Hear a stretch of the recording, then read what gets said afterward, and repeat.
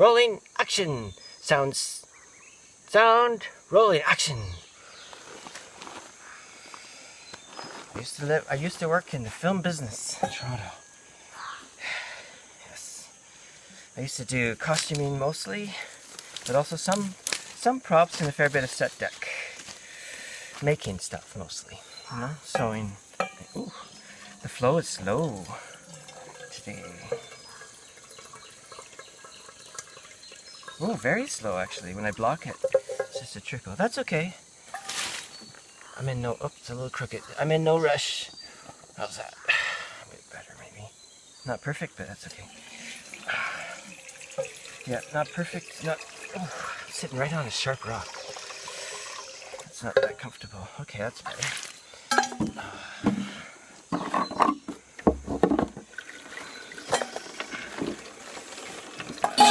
Okay. Still feels a little crooked. How's that? No, Jesus. I should just leave well enough alone. Right? Now I'm all dirty. Anyway, I'm pretty sure that digging around in the dirt's good for COVID. Help you with the coronavirus. And being in the sun. And being outside generally. Don't stay cooped up too much. I keep hearing that a lot of the people getting sick are the ones that are just huddling in their homes. I don't know. Maybe it's true, maybe it's not.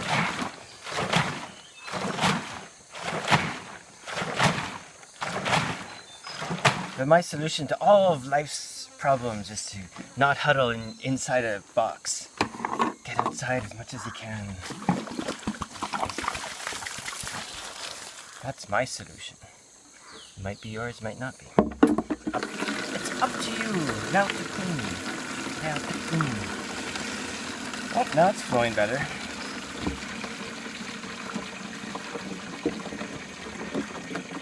So the water walks are becoming more frequent because it's hot. Even up here in Mekampong, it's getting up to 32, 33. It feels hotter than April, but it's probably not true. End of March, April into May are the hottest months here. Okay.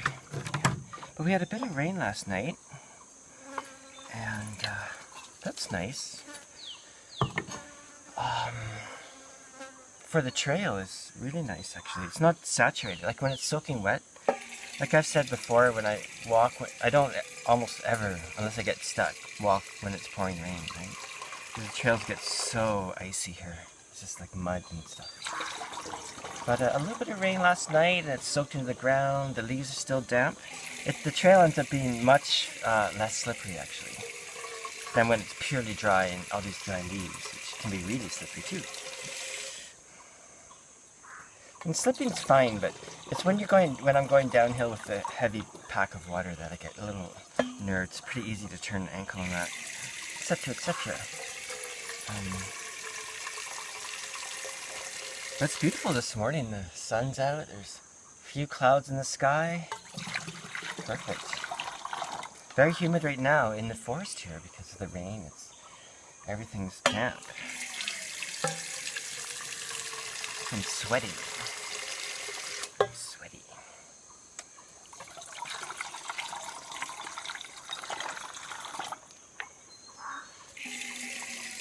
Oh, I remembered what I was going to talk about. Anyway, I'm going to finish that up. So it's Wednesday today, so I'm actually coming up slightly less than once, slightly like instead of every 7 days, every 6 right now, because I'm drinking more water because it's hot. That was the point about it being hot, right? Okay, so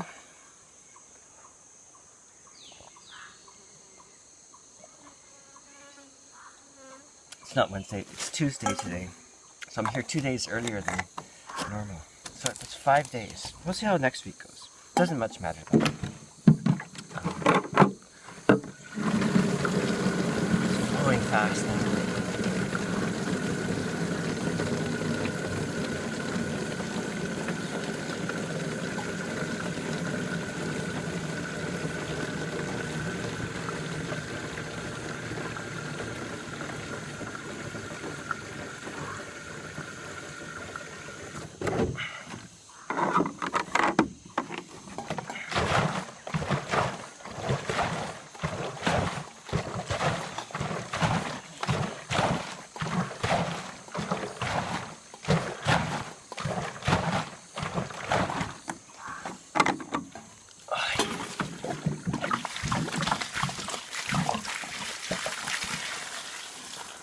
like the ground needs any more water than it already has.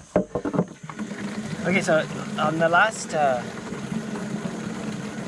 me just fill this.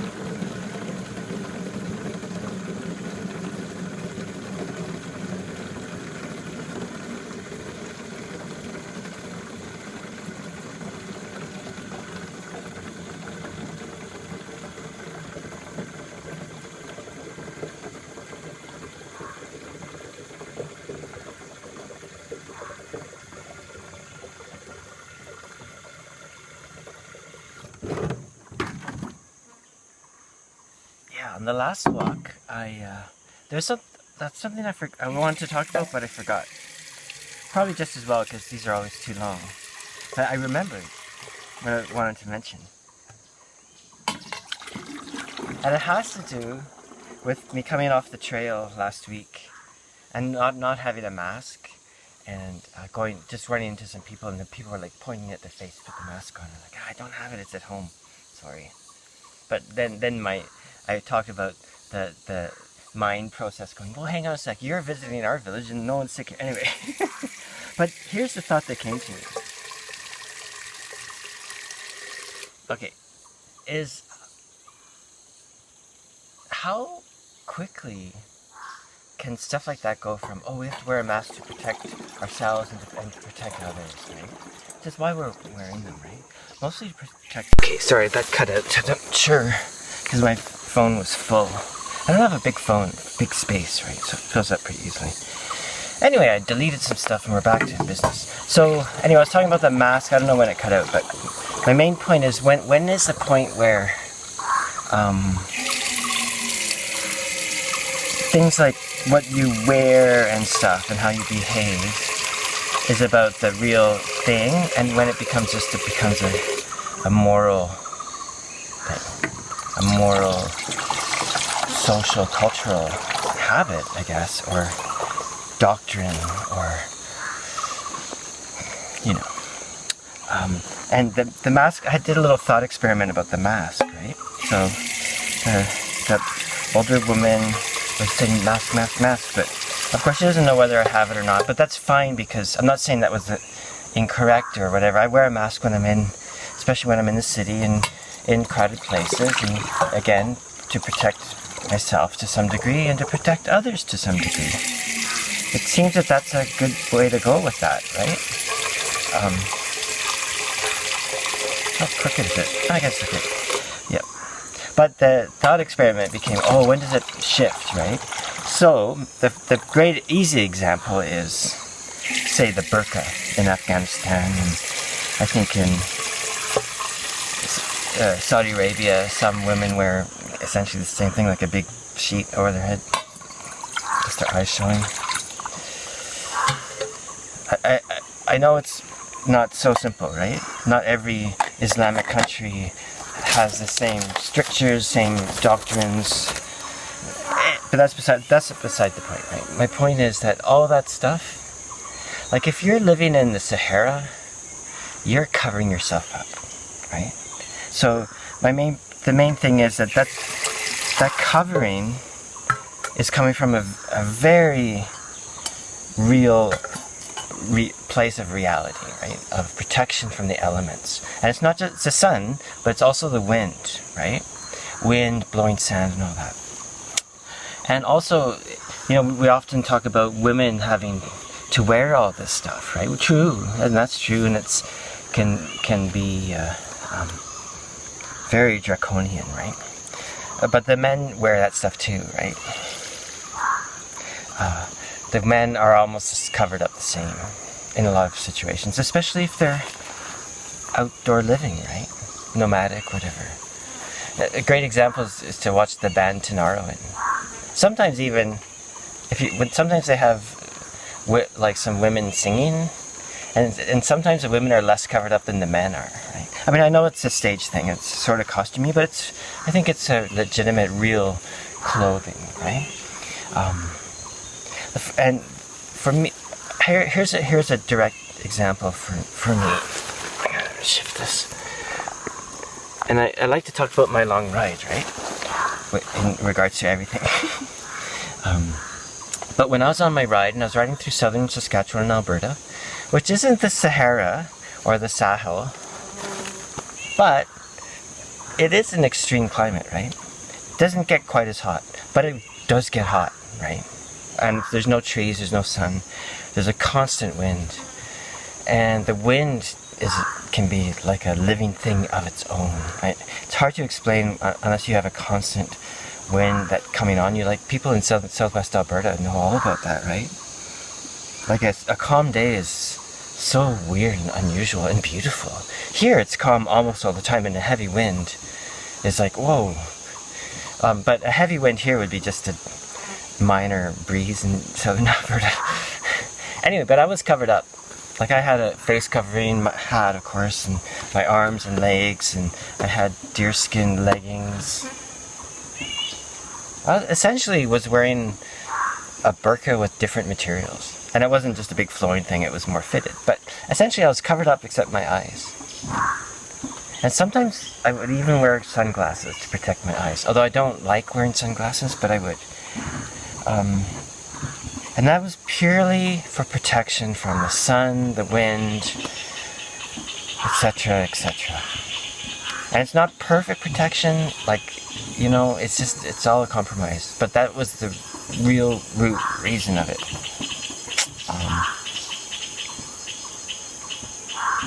Yeah. So this is just the thought experiment I had, was like, wow, when does it shift? And how long can that shift be? And how variable can that length of shift be in terms of going from pure practical aspect to you have to do this or you're in trouble, you know. So it becomes a moral thing. So like the eating of certain foods, if perhaps you could, I know this is all more complicated than just one thing, right? So don't get up my ass on that. But like for instance, maybe, you know, what do you call it? The banning on, say, eating pork. You'll hear people talk about certain diseases that pork has, and also issues with preservation and all that, you know. I don't know. Anyway, so but eventually becomes a kind of a rule, a law, a religious law, a cultural law, right? So it just sort of made me think about that and the possibilities of that regarding our masks, you know, because right now everyone's covered their faces here most of the time. In the village, most of the visitors have masks on, and the people working, like there's a couple restaurants open in the village here, and they're just little restaurants, right? They're not big things. They have masks on too, of course, and I think they have to. I think that's probably a law, you know. Fair enough. And when I'm near other people, I put a mask on. But if I'm just walking wherever, I don't, you know. Yeah, that's all I wanted to mention. I don't know.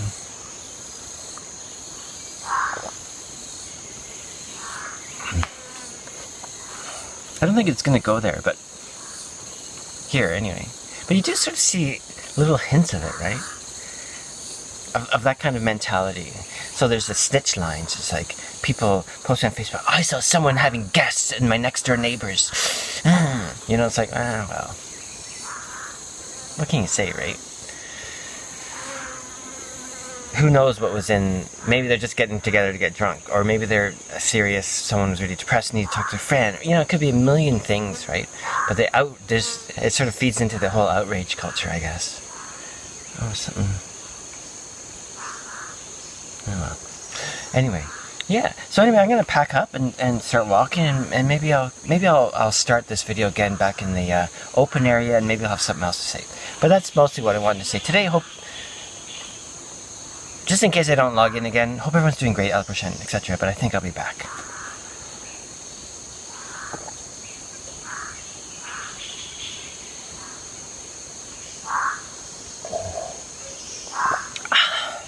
Best water in the world. Hey, we're into the open area. Okay. So, I guess I don't have that much to say other than to recount that little thought experiment on the mask wearing. Oh boy, it's so beautiful. Hang on. Look at that, eh? Blue sky. Beautiful. Beautiful.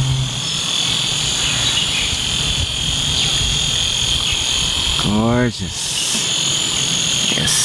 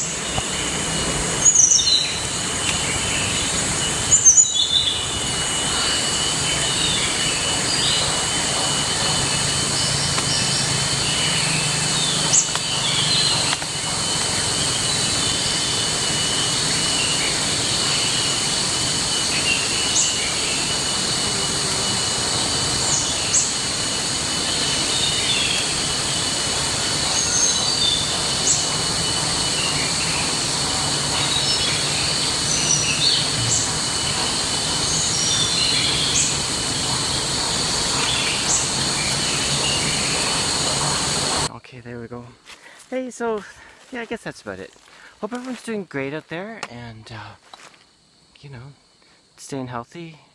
I have some friends affected by the virus to different degrees and wish them all well. You know, I know it's really, wishing well just sounds so inadequate. But anyway, just so thinking of you and all that, and everyone's affected at some level, but some are more than others. So anyway, I guess à la prochaine, and catch you on the flip side, and get outside, I guess, as usual. Get outside, take care, stay away from big crowds, which I think is like, oop, look at this thing here. Stay away from big crowds. I think that's a great idea in general.